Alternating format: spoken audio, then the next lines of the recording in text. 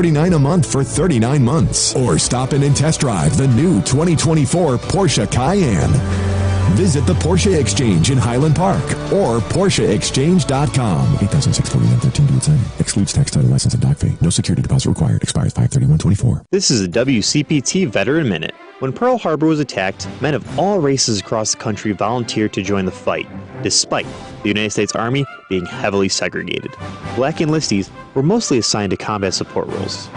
But this did not stop Lieutenant Colonel Paul L. Bates, who knew of the racism and pushed his soldiers to achieve excellence. The 761st Tank Battalion was formed in the spring of 1942. It contained 30 black officers, 6 white officers, and 676 enlisted men. The unit donned the nickname the Black Panthers, wearing patches on their uniforms with a panther on it and the slogan, "Come Out Fighting."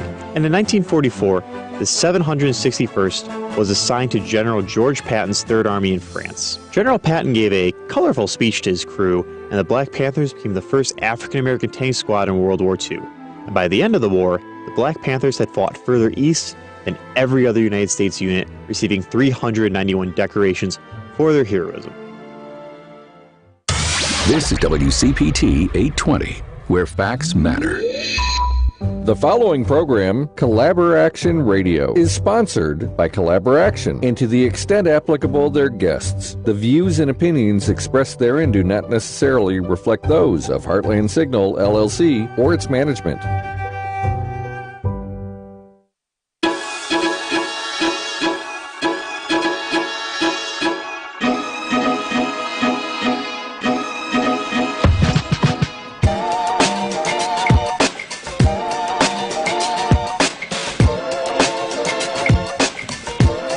Yes, it is very warm in Chicago today.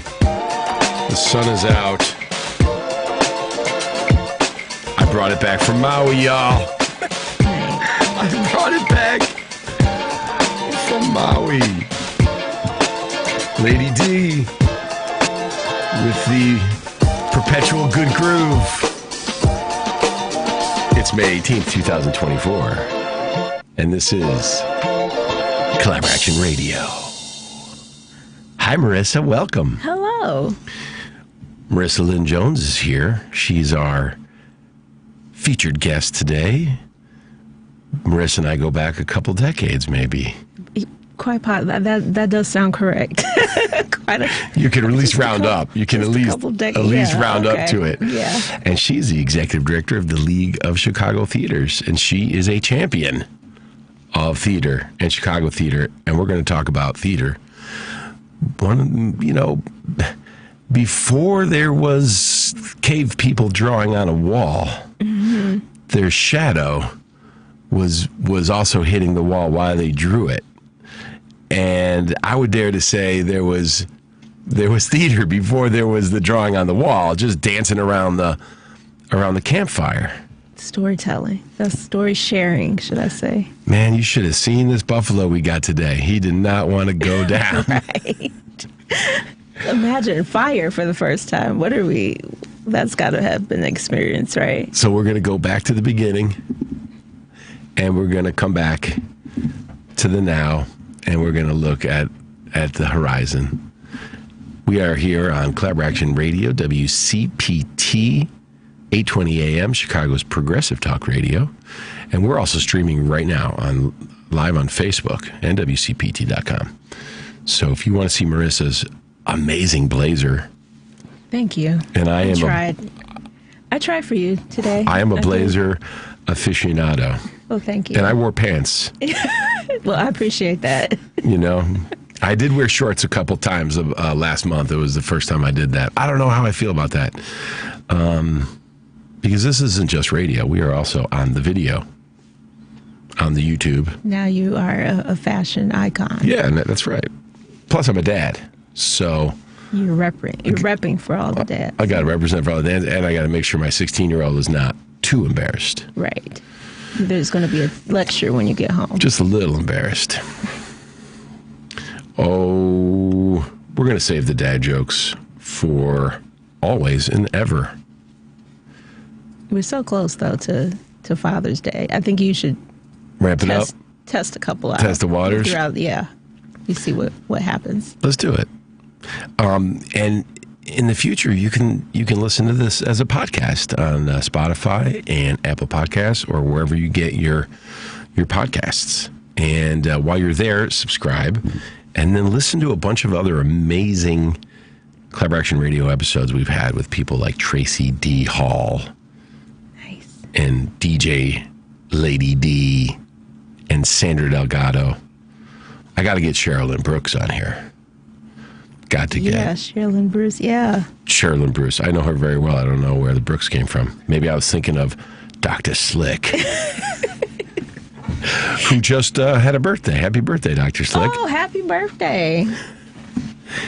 I'm Anthony Mosley, if you didn't know that by now, and I'm the artistic director over at Collaboration, and we do this every Saturday at 4 o'clock. And for the foreseeable future, as long as there is injustice in our world, which will be a few lifetimes, if nothing else. And this is like our 45th episode, I think. If you listened last week, we did the New Space rerun. We did announce our new House of Belonging we're building at 1757 North Kimball. Wonderful. Congratulations. Thank you. We're going to have a cabaret den with a bar and like some really comfy places to kind of sit and chill and talk about the show and each other, share our stories. And we're using recycled wood from houses from around the city. And then we're going to pull out some of the narrative threads of the people that lived in those houses. Beautiful. So like every table will be from a different house.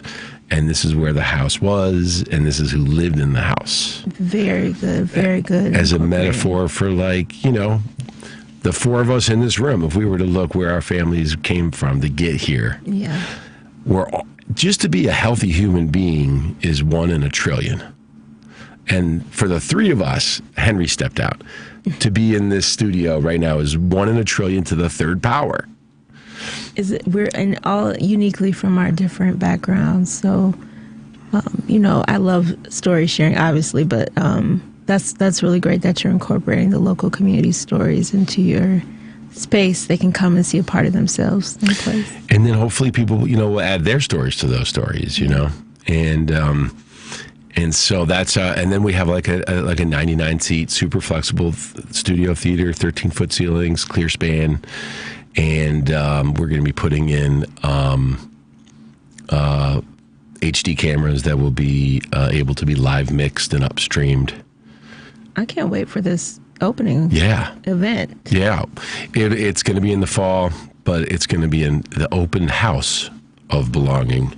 And so we played that show on repeat last week. And because I was in Maui, I'm working on a top secret project to help raise some money for the folks that lost their homes in the Lahaina fires of August in 23 as we come up to the 1-year anniversary. And it's just so cool that I can bring some of the skills I've developed in Chicago theater for the past 27 years to another community. Yeah. And take what I've learned and be like, oh yeah, I've done this wrong 42 times, so you don't have to.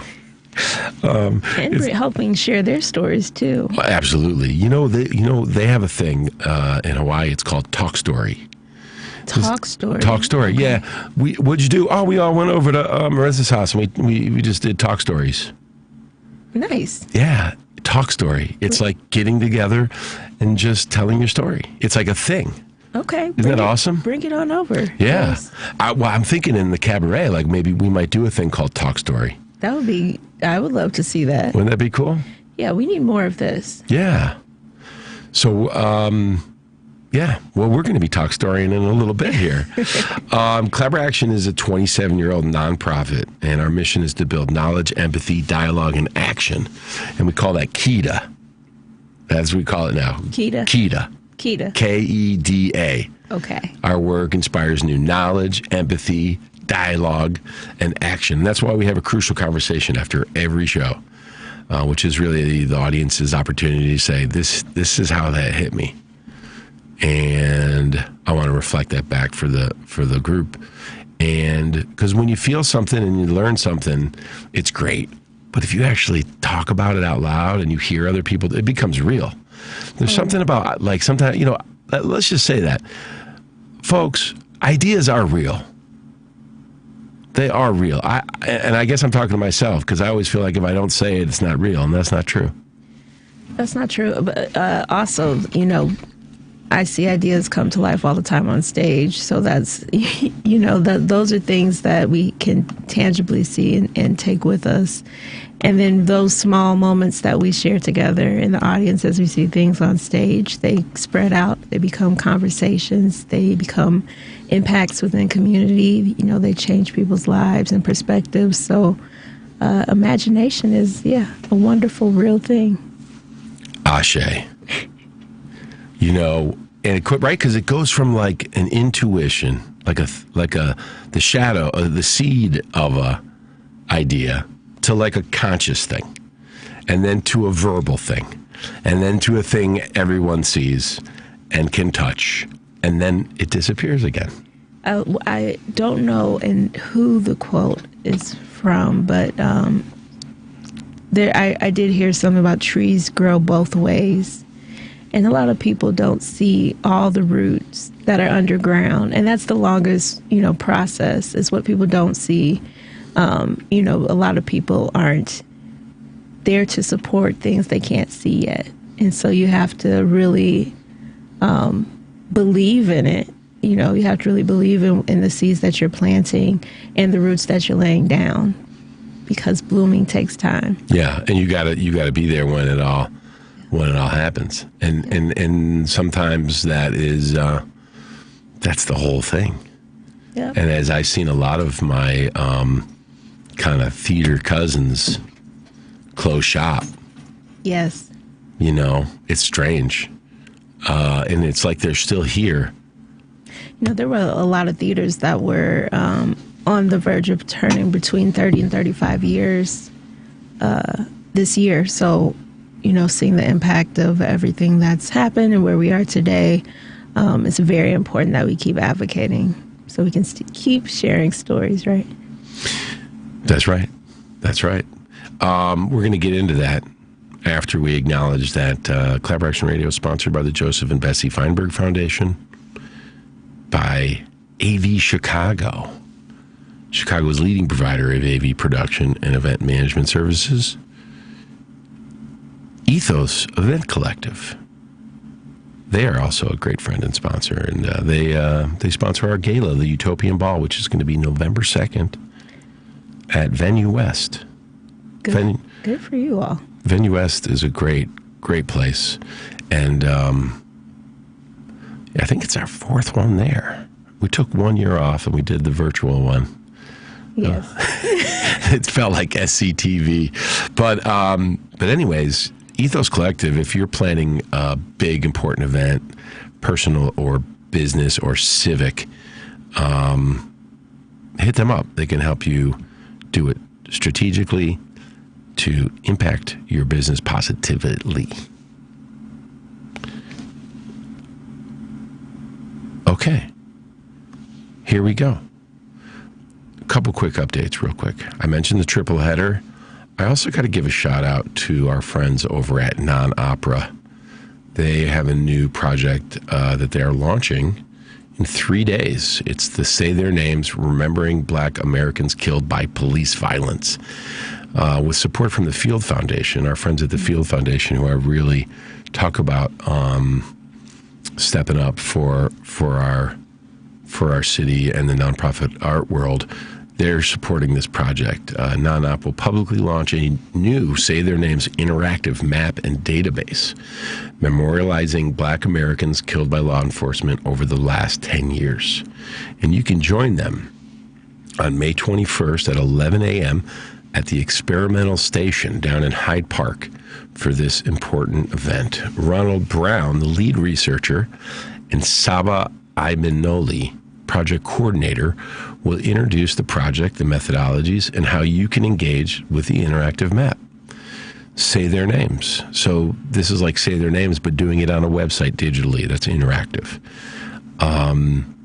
And that's Non-Op. And they're a really interesting company that does really progressive experimental stuff. And go check them out.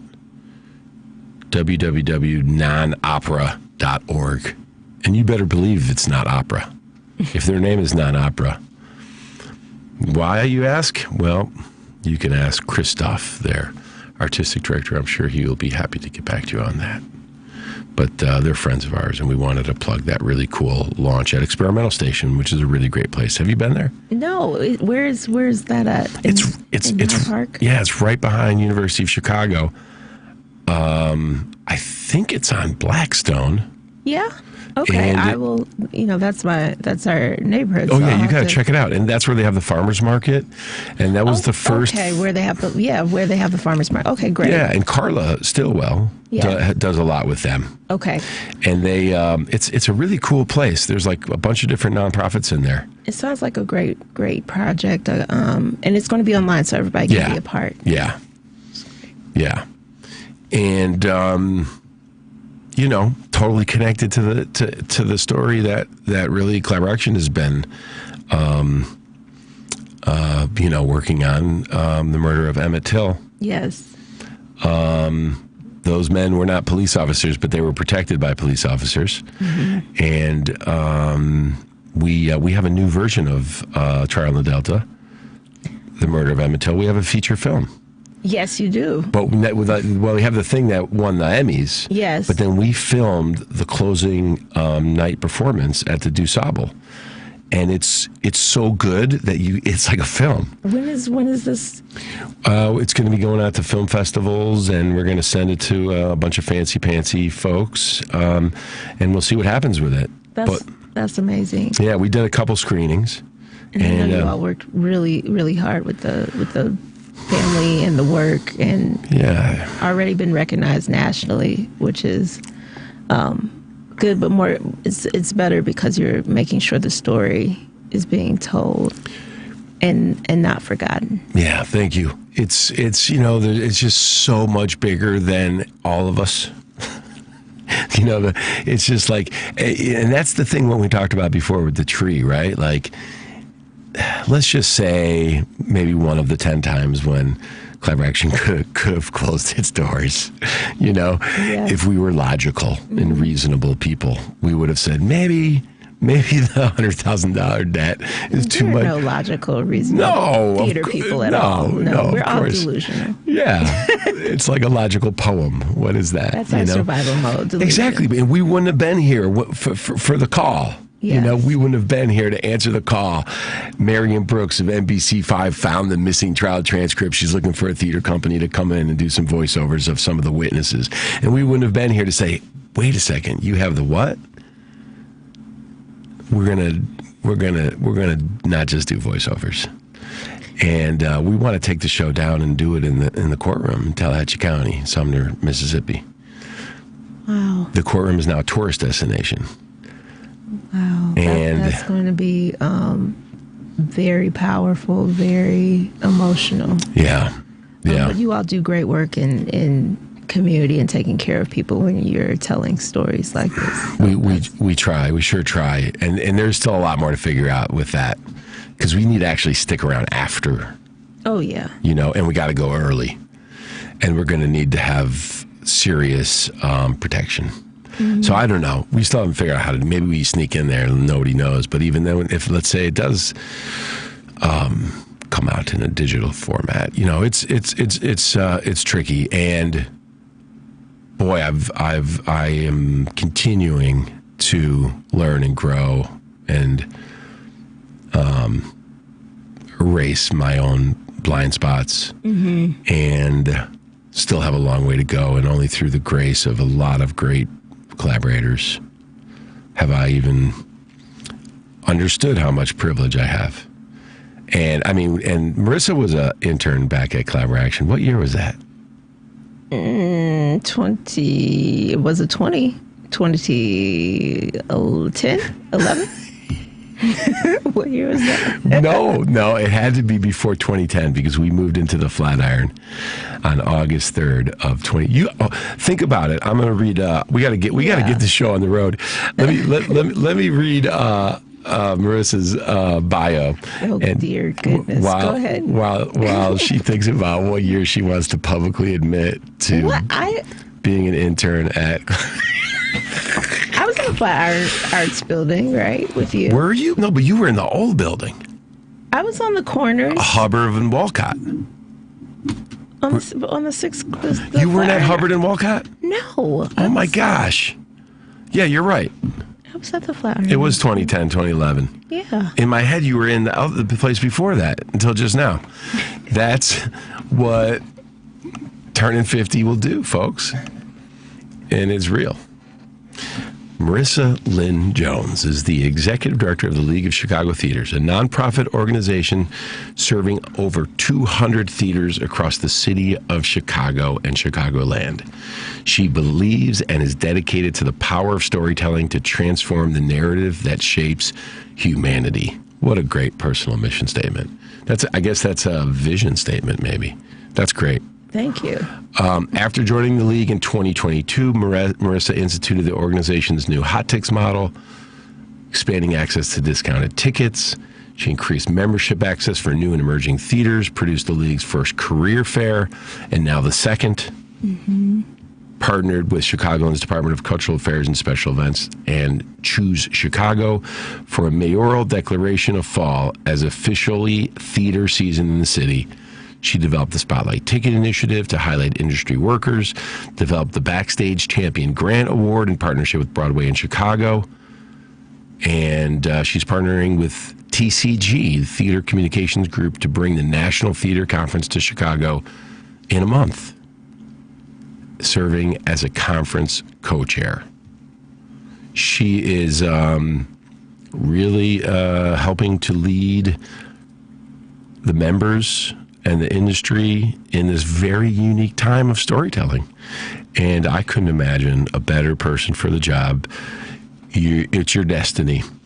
And thanks for sharing your destiny with all the theaters of Chicago. Thank you. Welcome to the show. Thanks so much. I'm glad to be here. This is going to be fun. Yeah, it'll go so fast. I know. And I hope that like some of the member theaters and some of the theater audience members will tune into this just to get like a more like where you're not being the ambassador.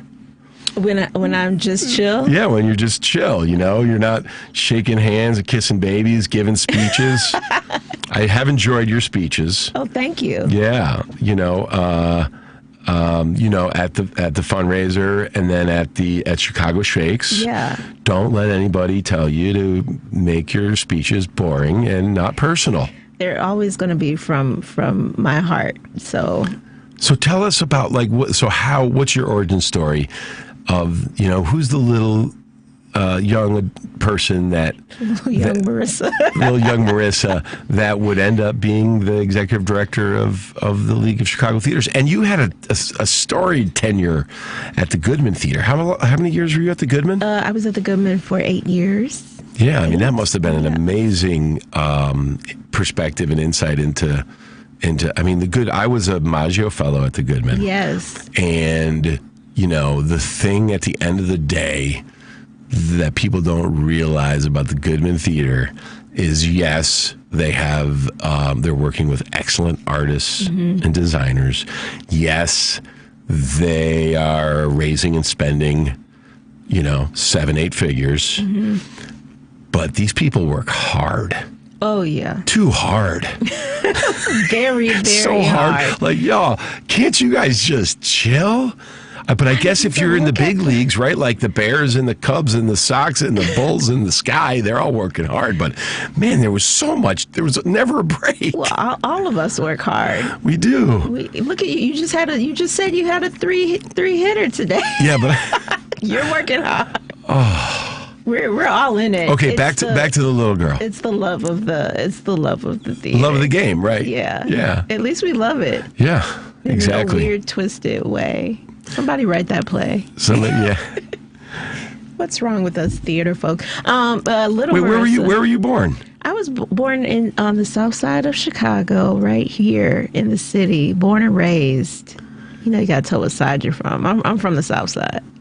I'm from Woodlawn area. So you were mentioning Hyde Park. I'm like, I remember Hyde Park. Oh, Hyde Park with Calypso's and, they had the co-op grocery store, and it's probably changed. Barnes & Noble used to be over there.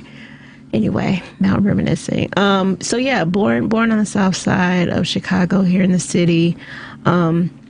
Always, I grew up in Black church, so Black church is very, that's theater in its own way and self, but we also had theater at the church. That's what we did for Black history. That's how we, taught each other and shared stories about our culture, about our community, the hard stories about, things that were happening, the stories like the ones of Emmett Till and things going on in the South and shared history. So I always grew up around story sharing and had an importance attached to it that was, strongly connected with who I am as a person. And so I think that's where my love of the art of story sharing came from. And all my family are like, they can sing, right? I cannot sing. I want to put that on the record. I'm not a singer, but my mother, my grandmother, my cousins, they all can blow. So, we're a family that gets together and does family reunions. We all get together. My grandparents are from Louisiana. My grandfather would have said Rayville, Louisiana. So we would go to Monroe, Louisiana, and have family reunions, talent shows, everybody singing, having a good time, and just sharing. I guess that would be you said story talk story. Talk story. You come together with family. That's you spread out. Because you haven't seen each other for a while, and just come together and be and share. And so always have had a strong love for the art of sharing perspectives and bringing people into your world for a little bit. You actually made me remember two things. It was like about 5 years ago, I realized that being an altar boy was my first show. Yeah. Like having cues and then ringing the bell. Yeah, you got your spot, Yeah, and I never realized it, and that, all of those bored Sundays in Catholic church, How, in Catholic, did you sit behind were people as an altar boy? Were you sitting where people were facing you? Yeah, I was. You'd be like stage right, like mostly kneeling. Yes. Okay. And and we go backstage and put the costume on. The robes. Yeah, get in places. Somebody's got the water. Somebody's got the incense. You got it all. It's all. And then the other thing you remind me of is that my family. I'm the oldest of my generation. Yeah. And when I was like 5, 6, 7, I have these memories of. Like a family dinner would always turn into some kind of speech, toast, sing-along. Mm-hmm. Yes. Where and there would always be like 1 or 2 or 3 men that would be really the ones who would be really leading it. Okay. And speaking and telling these stories and leading these songs. And I forgot about that until I became one of them. It's you now. My grandmother told my Uncle George, both of them, may they rest in peace, George, Anthony is now the best MC of the family. You need to pass the mic. Ooh. And he was crushed. That is huge accolades right there. Yeah. So, anyways, thank you for reminding me of those things. When did you... So, yeah, you're totally right. 2010, 2011. You're going to skip up? Okay. Then I worked at Collaboraction. What did you do before then? No, I went to school. I went to school for theater and international business. I went to school, at the time they didn't have performing arts management or theater management as a track. And so all the people in the business school were like, why are you going over to the theater school? Why are you going over to the business school? But it worked out. It worked out perfectly. And you knew you wanted to be a producer and a manager.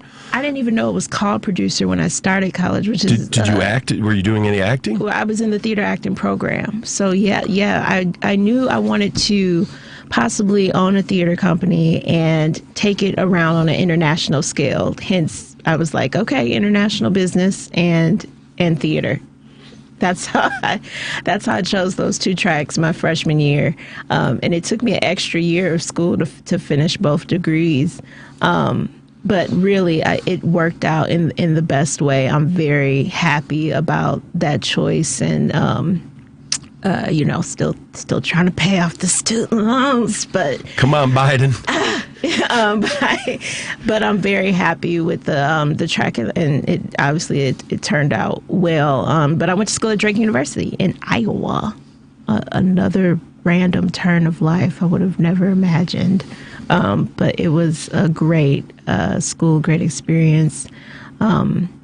And so, I did some interning around Chicago. I was trying to get experience in different parts of the theater. So with Collaboraction, I was in the events/marketing, and it was great. We were doing things out in the community, which you all stay true to every day. We were out there, engaging people.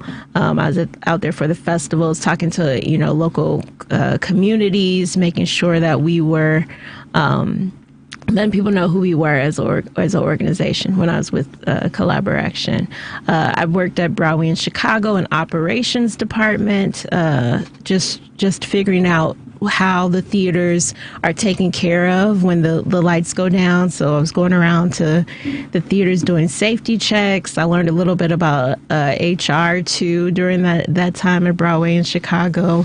I did a year at American Theater Company, which is no longer around, but American Theater Company, under rest in peace to PJ, who was there at the time, and doing work to tell stories about people who lived in the public housing system. He was doing a project at the time of how Chicago public housing compared to, I believe it was Ireland, if I'm now this is where my memory gets fuzzy, but he was doing a project. So I was going with him and doing interviews out in community. Again, another just level of story sharing with people within our own community and getting their stories, and also seeing how that connects across different nations, seeing how that connects people across the world, that their stories can be similar, and the fights that they're taking on can be similar. So I got a lot of experience with different theater companies of different sizes around the city. And then you were in negotiations for a job with Victory Gardens. I was. And boy, you look wise and savvy in retrospect. You decided that the job was not for you, and you said no, thank you. Oh, well, that's what they wrote. Oh, really? Yeah, that's what they wrote. I am now at the League, and I guess that worked out. Yeah. Your destiny proved to be. Now I'll take you to Black Church because look, the Lord told me where I needed to go. Yeah. Sometimes He'll redirect you. Yeah, and when you hear it, you gotta listen. You gotta, if you hear it, you gotta go. Yeah. You gotta go that way. You gotta go through that door. Yeah, you gotta go. You gotta, again, roots. A lot of things people don't see when you're being taught for different places that you have to go in life and places that you have to elevate to, different lessons you have to learn. That's the roots going into the ground. So you have to be grateful for every experience that you have, whether it was negative or positive. You take it, you learn from it, and you become hopefully better or more educated as you grow along the way. And sometimes, when there's speculation, the Lord tells you to be quiet and just wait until it's their time to bloom. And so I'm very glad that I'm blooming where I am right now. So when did you start at the League? I started at the League October 2022. What a time. What a time. Yeah. For theater, for everyone, not just theater. Yeah. And it's so I guess what is the state of theater in Chicago right now? What are the things that if you were to listen to this 10 years from now, you would want to make sure that you said or that you shared? It was very, very interesting coming into this role at that time. At that time being, what was this, a year and a half ago now? And so, there was a lot of, are you sure you want to take on this role now, given everything that's happening? Theaters were the last industry to come back from the pandemic, just because of the nature of how close our audiences sit to each other. The active performance of working with your colleagues on stage, backstage, thinking about the safety. There was so much to take into account for something that nobody had ever experienced in the world before, right? Or at least in our generation. This was all new for all of us. So trying to figure it out as we go. Now you have us trying to return a lot of times with this gap we had to take. You now see an increase in the cost of materials. You see an increase in the cost of labor. You see all these increases in the cost to put on a production, even on a small scale, even with all of our storefront spaces, to make sure we're treating people equitably. We want to make sure that we're paying people the right way. We want to make sure we're doing things in a safe way. Seeing that big jump in cost at a moment where all of the funding had either been completely stopped because we weren't in production or rerouted because of the pandemic without returning to us, it has been quite the trial and tribulation to get over for our industry. So we see a lot of theaters have about 30% gap at minimum in general operating that they have not been able to make up. That is something that we're trying to address in the industry. Some things we're looking at are shared resources. So how do we share materials? How do we share expertise? How do we things we just had the league just had a theater tool drive, and now here I am tapping you guys hear that? My nails. Tapping the sorry. There's something. The league just had a theater toolkit drive about a couple of weeks ago, and we were able to collect lights, soundboards, lighting boards to give to other theaters in the community. So just sharing what resources we have and are available to us, making sure that we know that there's still a call for people to be in this industry. We've had a lot of burnout through the pandemic. There was a lot of burnout before the pandemic, let's be honest, but the pandemic bringing on that extra pressure, there's been a lot of burnout and turnover in the industry. A lot of that institutional knowledge that has left. So we see a lot of new people, and we're making room for a lot of new people to come in, which is great, but making sure that they have the professional development, the network that they need to be successful in the roles that they're getting. And so this is a lot of what we're focusing on at the League. Our main point of focus this year has been advocacy. There is a huge movement against the arts. There always has been a huge movement against the arts. We want to make sure to keep the A in STEM, make it STEAM.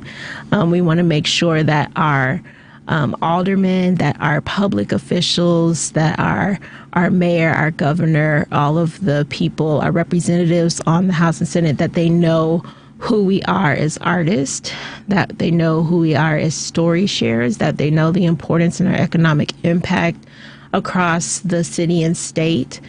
And so a lot of it is advocacy this year, just to say, don't forget us, don't forget about why art is important in your community. So that's our focus. And that is also why TCG will be joining us here in Chicago this year, which we're really excited for.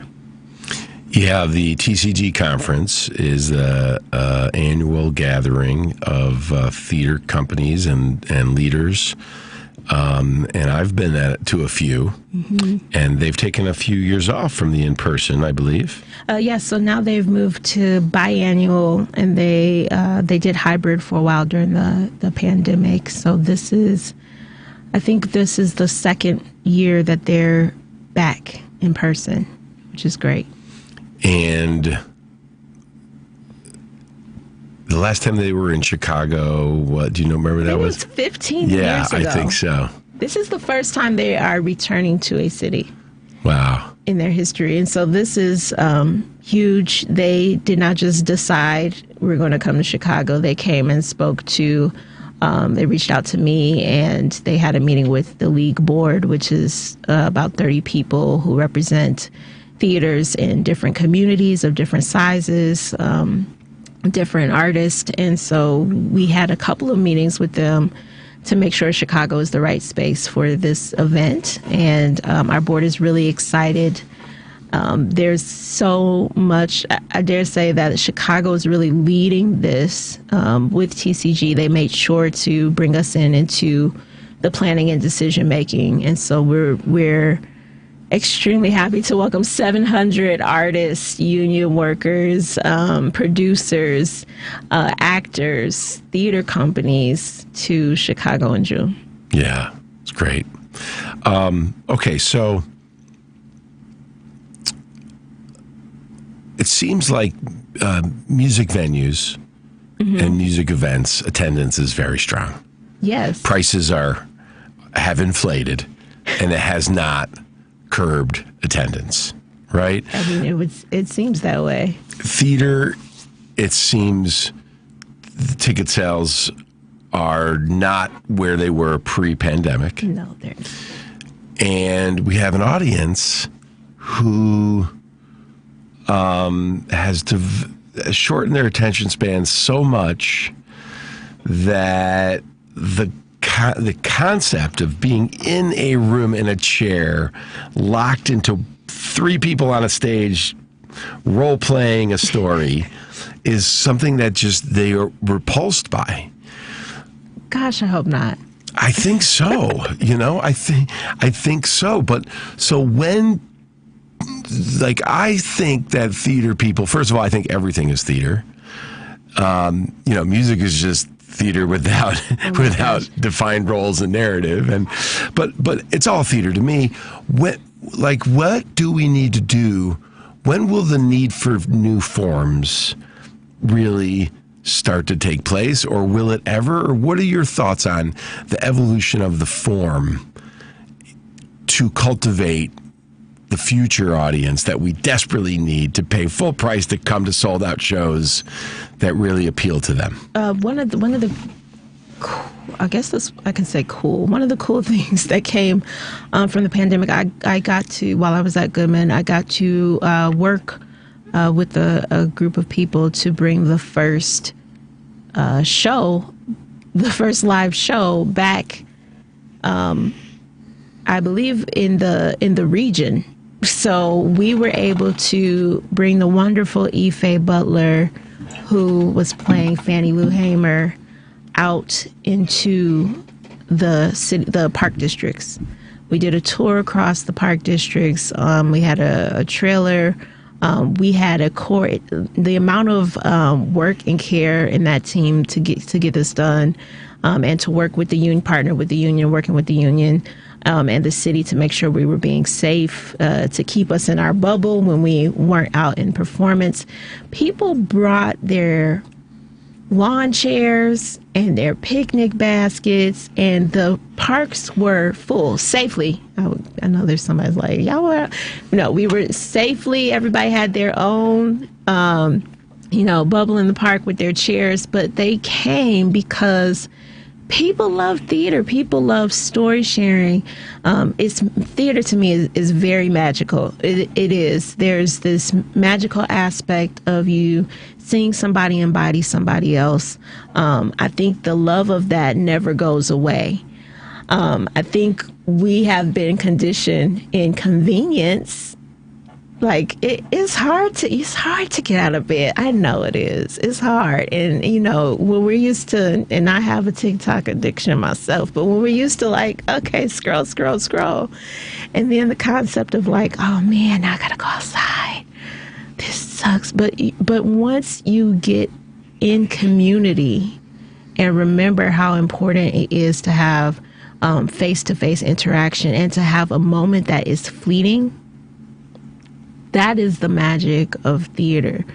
You can be in a performance one night and the performance can be totally different the next night. People will laugh in different places depending on the audience, and the actors will react off of that. You know, people will, I always use this example. I was watching, I think it was The Wiz, and the witch was like, "Give me your shoes," and somebody said, "Don't do it, Dorothy," from the audience, and the audience just erupted in laughter. I mean, you there's this magic of having something that you can't rewind, of having an experience where you also can't take out your cell phone. One of my favorite moments in theater is known as we are currently experiencing technical difficulties. And as the artistic director, I can now interrupt the room and figure out how I'm going to stall while they fix the thing. It's mad. How many shows has that happened? I maybe had 3 or 4 shows in my experience where they've had to stop the show. Oh, I've had like 15. I've had like 15. Yeah, they're amazing. This is the show. Congratulations, everyone. You are at the show when Steve forgot to leave the door unlocked. And then everybody's going to take that with them, and they'll have that shared experience together. So you were with us 2010, 2011, which was right before we switched. Yes. Was right before. That makes, that which, was, I call my second quarter life crisis. I was a business finance major at Notre Dame. My first quarter life crisis, I decided to pursue my passion, which was to be an artist and an actor, and I went for it. And then, we had a daughter, Stella, who's now a sophomore at Jones College Prep. Time just goes by. Yeah. So you remember when she was like that. Yes. And so, and that was like, the beginning of my second quarter life crisis. What am I going to do with my life now? All the things that I thought were maybe obtainable, like my dream of like Sandra and I, owning a condo, having health insurance, and a baby. Like, those were the 3. We accomplished it. Like, now what? And I was really saying, now what? And I was searching, and I was in close proximity to some street violence. Probably always was and are in this city, but my heart was really open, and I really started wrestling with my complicity with the issues of inequity in our city, and which really are a 400-year story of oppression and inhumanity, and it goes back even further than that.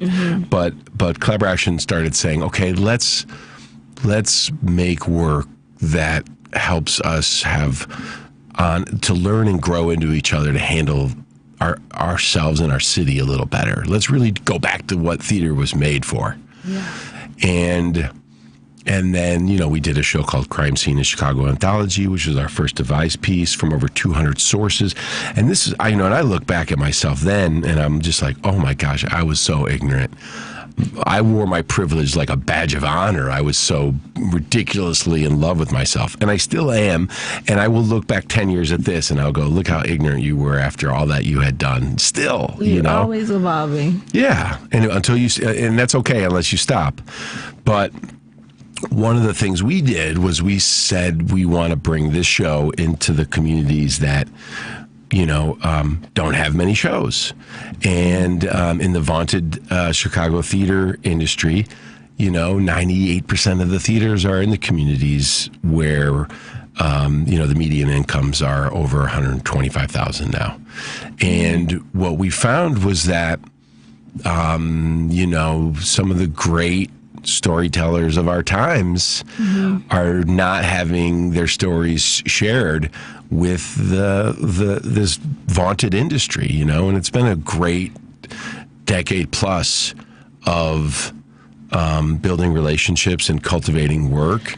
Yeah, I think it's been really great, especially with our storefront spaces and the community that we have in Chicago, which I I think what's unique about us is that we are a family, and we're able to, you see places like Timeline, which was able to work with Broadway in Chicago, or Definition, which is able to work with Goodman, or this shared space that we have, where it's not a crabs in a barrel mentality, where people are able to uplift each other, and we really care about the artists and their work. So the playwrights that are here, Lydia Diamond, we have so many great people here that share in the network of uplifting one another. We have great companies and communities that are doing the work, that are making sure that they are not only doing the work on stage, but they have their school programs, as you mentioned. They have their student matinees, as you mentioned. Share with our listeners, like, some of the companies that are doing work that you want to make sure that they check out, and maybe there's a lot of them. There's so well. Make sure you go to chicagoplays.com and look up all the theaters that are currently listing shows. But on leagueofchicagotheaters.org, you can find a list of our membership, and I dare say that most all of them are doing work in community. I know Melissa over at Theater Y is doing great work in trying to make sure that they're being a part of their community, and that the space that they have built there is able to contribute back to their community. So they have community events every week that they open their doors, and that's Melissa Lorraine. She's our guest next week on Collaboration Radio. Okay, look, that was not planned. No. That was not a planned plug. And our company member Willie Round has got a Friday night event over there called the Friday Night Swerve. Exactly. Yes, that's exactly what I was talking about. And then you have, Urban Theater Company. Urban Theater Company. They have a really big show coming up in the fall. Yes. Do you know about this? I'm trying to make sure. So I see about 4 shows a week when I'm really going. Wow. I'm seeing 2 back-to-back tomorrow, so we'll see if check on me on Monday. But yes, I've been trying to get everybody's shows on my calendar now, because the League just released our summer theater guide. So if you see those theater guides around the city, we disperse them all around the city. They have all the shows lined up through the summertime. We release one for summer, fall, and the holiday season. We have them listed by neighborhood, and so you're able to check in on that. And then, like I said, on the website for all the community events across all our organizations, there's great opportunities for summer programming right now for students who are interested in musical theater. This is a scoop. The League is going to be launching our apprentice program. So look on our job board. We have a job board for anybody who's looking for jobs in the industry, and we have a casting board for anybody who wants to do auditions. And we're continuing to just make sure we're bringing people together on a daily basis. Every day there is something to see on stage or in community. If you haven't seen a show in a month or so, go to Chicago Plays and take a moment and pick a play and go to it. Yes. Grab some friends and family. Take someone as a gift. The gift of shared time, and you'll never have a great theater experience will give you the gift of an amazing conversation afterwards. And you can, sometimes, like my mom, she's 76. What am I going to have? 20, 30 more great conversations with her if I'm lucky? She lives not on the phone either, Yeah. like experiences. Yeah. That's what you're going to take with you. That's what's meaningful. Yeah. And you'll be telling the story for years to come. We have just a few minutes left. Anything else you want to share? That did go by really fast. Yeah, right? I know. Well, I hope everyone is just supporting their local theater organization. We really need it. So every donation counts. Every ticket that you purchase counts. Every person you bring to share a new theater with them, it counts towards making sure that you're supporting the thousands of artists, union workers, on stage, off stage, the administrators who are supported by this industry and who care so much about the community and this work that we do, the majority of which are nonprofit organizations. And so they're giving back to their community.